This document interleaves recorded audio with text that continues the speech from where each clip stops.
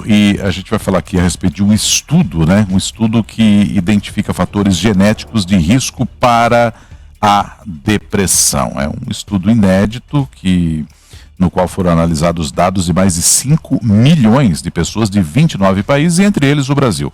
Para falar sobre o assunto, nós convidamos o Pedro Mário Pan, psiquiatra, pesquisador da Unifesp e membro do Instituto Ame Sua Mente. Senhor Pedro, bom dia, obrigado por atender o jornalismo da Nova Brasil, bem-vindo.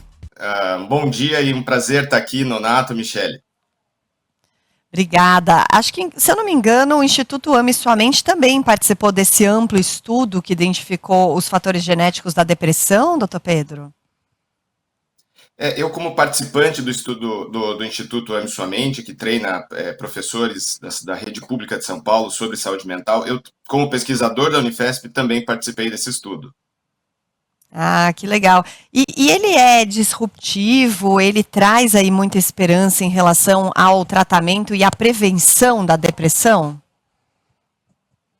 Sim, porque é o maior estudo já realizado sobre a genética da depressão. O que nós sabemos é que a genética da depressão, ela existe um componente genético que explica mais ou menos 37%, né, das causas da depressão. Então, acho que o primeiro ponto é dizer que a gente sabe que a maior parte, né, das causas que nós entendemos hoje associadas à depressão, ela também é composta por um componente ambiental, né, um componente de fatores psicológicos, estressores que as pessoas lidam, mas há sim uma carga genética. Isso os estudos de concordância de gêmeos já demonstravam, por exemplo. O que com esse estudo a gente consegue entender? Não é um gene que vai fazer essa carga genética, essa vulnerabilidade genética. São centenas de pequenas variações na nossa genética.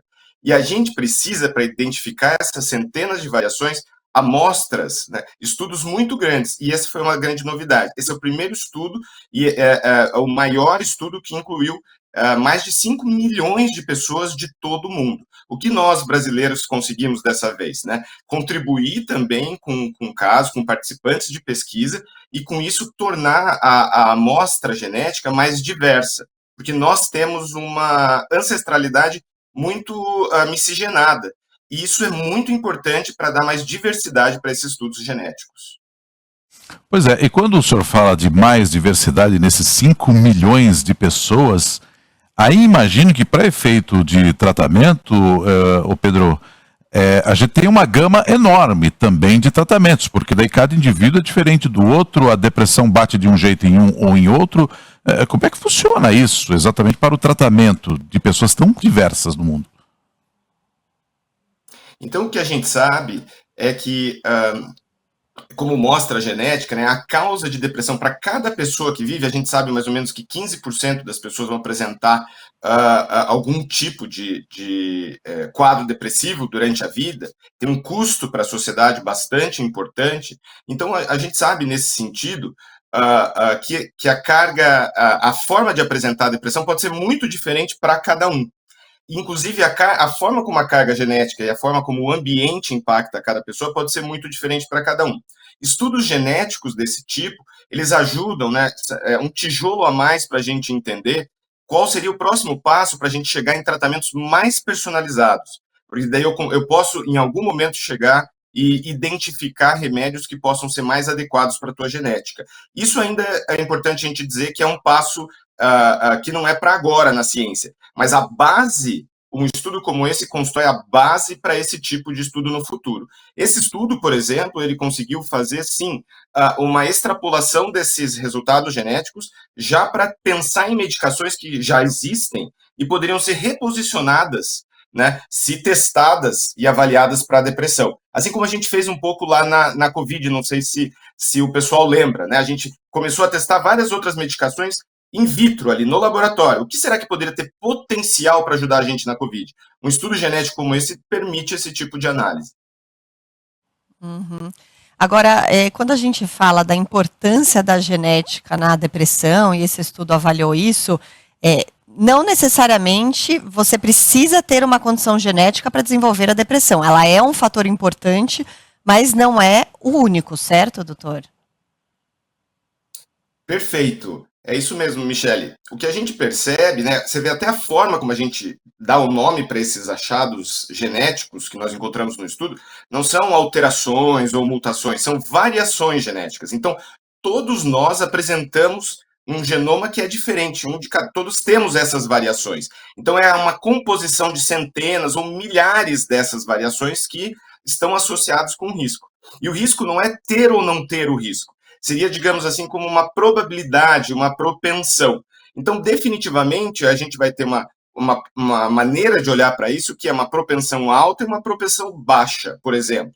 Mas nunca uma coisa determinista. Isso a genética da depressão, assim como a genética de a maior parte das doenças mais complexas, né, cardiovasculares, diabetes, a própria obesidade, nós não estamos falando de um gene, estamos falando de uma interação das variações do genoma de cada um. Mas o que isso é importante na prática para mim? Se eu tenho, né, muitas dessas variações que são de risco, a minha vulnerabilidade pode ser um pouco maior. E aí eu posso também tomar mais medidas preventivas, sabendo que a minha vulnerabilidade é um pouco maior. Pois é, e qual é o tamanho da preocupação hoje, principalmente aqui no Brasil, doutor Pedro, em relação à depressão? Como é que o Brasil se classifica nesse cenário, nesse transtorno da depressão?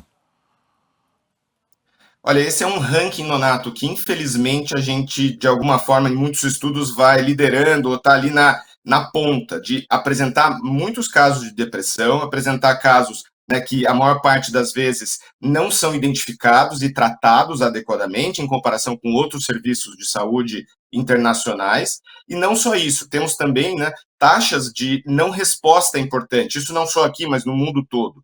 Então, por isso que é importante continuar esses estudos. A gente sabe que muitos pacientes, mesmo quando corretamente identificados, não são adequadamente tratados ou não respondem mesmo às medicações que temos hoje, né, que são existentes. Esse é um cenário, infelizmente, muito comum, que às vezes chega a acometer até 1/3 dos pacientes. Então, o Brasil tem um problema importante nesse sentido, né, de identificar e tratar ainda muito pouco. E isso gera um custo para a sociedade bem importante. Por outro lado, eu acho que é uma oportunidade, né, a gente olhar para isso como uma oportunidade para melhorar essa identificação. A gente tem feito, como está fazendo aqui exatamente neste momento, muita comunicação, quebrar barreiras, quebrar o estigma, quebrar o preconceito, para que as pessoas possam entender que, às vezes, elas mesmas possam estar deprimidas e que isso não é uma fraqueza, né, não é uma falha de caráter, mas algo que precisa ser identificado e tratado. Muito bem, a gente agradece demais a participação aqui no Jornal Nova Brasil do psiquiatra Pedro Mário Pan, pesquisador da Unifesp, membro do Instituto Ame Sua Mente e um dos muitos pesquisadores que participaram desse amplo estudo mundial a respeito dos fatores genéticos e a depressão. Muito obrigada por nos atender, doutor Pedro. Obrigado. Até a próxima. Obrigado, Pedro. Agora 8h44.